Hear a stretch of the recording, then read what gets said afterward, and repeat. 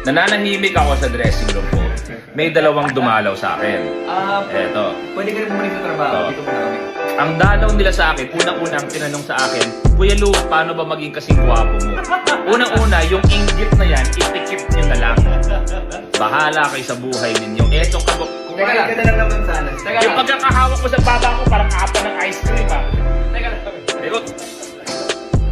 Ito, yan. Yung mga dalaw, lahat sila, akala nila mahahawakan sila ng kagwapuhan ko. Ano kagwapuhan ko? Sipon? Teka lang. Mapapasa ko sa inyo? Teka lang. Ang gusto ko. Mautang. Yan. Mautang. Alam niyo naman ako, sinasabi ko nga sa inyo, ay kahit pa paano nakapag-ipon na ako. Pag ako nag-withdraw sa bangko, nagsasara ang bangko.